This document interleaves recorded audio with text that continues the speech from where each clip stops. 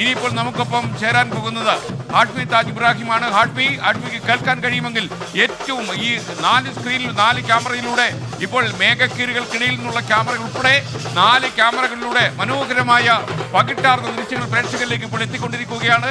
ഹാഷ്മി താജ് ഇബ്രാഹിം, താങ്കൾക്ക് എന്താണ് കാണാൻ കഴിയുന്നത്? ആവേശം ജനങ്ങളിലേക്ക് പകർത്തി കൊടുക്കൂ.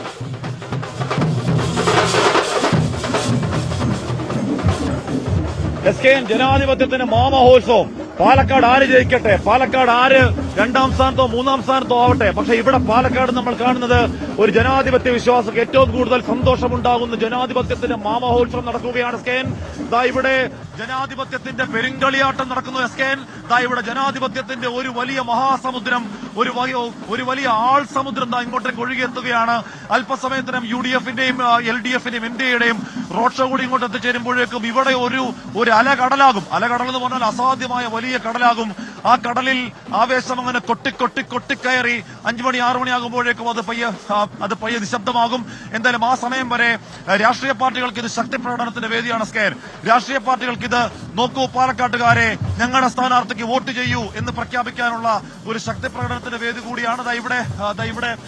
ഇവിടെ 3 ബാരിക്കേഡുകൾ തിരിച്ചുകൊണ്ട് ഓരോരോ പാർട്ടികൾക്ക് ഓരോരോ സ്ഥലം ഇപ്പോൾ അനുവദിച്ചിരിക്കുന്നു പോലീസ്. കൃത്യം ആ ബാരിക്കേഡുകൾക്ക് മുന്നിൽ 100 കണക്കിന് പോലീസ് അണിനിരുന്നുകൊണ്ട് ആ ബാരിക്കേഡ് മറികടക്കില്ല, ആ ബാരിക്കേഡ് ഭേദിക്കുന്നില്ല പ്രവർത്തകർ ഉറപ്പുവരുത്തുകയാണ്.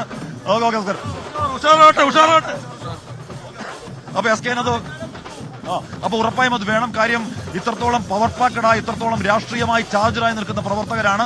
ഏതെങ്കിലും തരത്തിൽ അവർക്ക് ഒരു പ്രകോപനം ഉണ്ടായിക്കൂടാ. പ്രകോപനം ഉണ്ടാവാതിരിക്കാൻ ഇവിടെ 100 കണക്കിന് പോലീസുകാർ ഓരോരോ ക്യാമ്പുകൾക്ക് മുന്നിൽ അല്ലെങ്കിൽ ഓരോരോ അവർക്കായി വീഴ്ച മേഖല നിൽക്കുന്ന നമ്മളിപ്പോൾ നിൽക്കുന്ന LDF-ന്റെ ഭാഗത്തേക്ക് വരികയാണ്.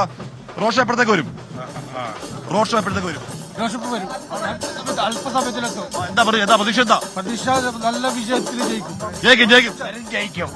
പാലക്കാട് സാപ്പി പറമ്പിൽ 13 കൊല്ലം എന്താ നിങ്ങളെ പറയും, ഒന്നും ജയിക്കും. വോട്ടിന്റെ ഭൂരിപക്ഷത്തിൽ ജയിക്കും. അപ്പൊ പരസ്യ പ്രചാരണത്തിന്റെ അവസാന നിമിഷവും BJP പ്രവർത്തകർക്കാവട്ടെ, LDF പ്രവർത്തകർക്കാവട്ടെ, UDF പ്രവർത്തകർക്കാവട്ടെ അവരുടെ സ്ഥാനത്ത് ജയിക്കുമെന്ന കാര്യത്തിൽ തർക്കമില്ല. മാത്രമല്ല ഓരോരുത്തരും കൃത്യം ഭൂരിപക്ഷം നേരത്തെ ചോദിച്ചപ്പോഴൊക്കെ പറയുന്നുണ്ടായിരുന്നു ഇവിടെ സ്ഥാനാർത്ഥി 10,834 വോട്ടിന് ജയിക്കുമെന്ന് പറയുന്നുണ്ട്. അപ്പൊ എങ്ങനെ കൃത്യമാണെന്ന് ചോദിച്ചപ്പോൾ അതൊക്കെ ഉണ്ട് എന്നാ പറയുന്നത്. അപ്പൊ ഇവിടെ പ്രവർത്തകർ വലിയ ആവേശത്തിലാണ്. അല്പസമയത്തിനകം ഈ പറയുന്ന 3 സ്ഥാനാർത്ഥികളെ വഹിച്ചുകൊണ്ട് റോഡ് ഷോ കൂടി ഇങ്ങോട്ട് എത്തുമ്പോഴേക്കും ആവേശം അങ്ങനെ അടിച്ചു കയറും. നമുക്കറിയാം പാലക്കാട് അതിന്റെ ചരിത്രത്തിൽ കണ്ട ഏറ്റവും വലിയ ആവേശകരമായ പ്രചരണ ദിവസങ്ങൾക്കൊടുവിലാണ് ഈ പരസ്യ പ്രചരണത്തിന്റെ അവസാന ദിവസം. സ്വാഭാവികമായും ആവേശം അതിരുവിടുന്ന ആവേശം നിയന്ത്രിക്കാൻ ഇവിടെ പോലീസ് സന്നാഹം ശക്തമാണ്.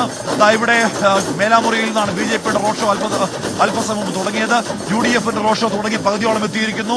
LDF-ന്റെ റോഡ് ഷോ അല്പസമയത്തിനകം ഇങ്ങോട്ടേക്ക് എത്തിച്ചേരാൻ പോകുന്നു. വിജയൻ ഇഷ്ടപ്പെട്ട മേഘപാളികൾക്കിടയിൽ ക്യാമറ കണ്ണും ചിമ്മി. നമ്മുടെ നെഹ്റു ട്രോഫിക്ക് മേഘപാളികളിൽ തിരിച്ചുവിട്ടതാണ്. പുന്നമടക്കായൽ മാത്രം കണ്ട ക്യാമറ ഇറങ്ങിയിരിക്കുന്നു. ആകാശ ദൃശ്യങ്ങൾ ഈ വാരിയിട്ട അല്ലേ ചില കടലാസ് കഷ്ണങ്ങൾ പോലെ കാണുന്നതൊക്കെ തന്നെ മുന്നണികളെ പ്രതിനിധീകരിക്കുന്ന ജനങ്ങളാണെന്ന് നമ്മൾ അറിയുക. ആകാശ ദൃശ്യങ്ങൾ കാണുമ്പോൾ ഇതെന്താണ് സാധനം എന്ന് തോന്നരുത്. 3 മുന്നണികളുടെയും പ്രതിനിധികൾ, പ്രവർത്തകർ അവിടെ ഈ സ്പോട്ടിൽ സംഗമിക്കുമ്പോൾ മഹാസാഗരമായി പാലക്കാട് മാറും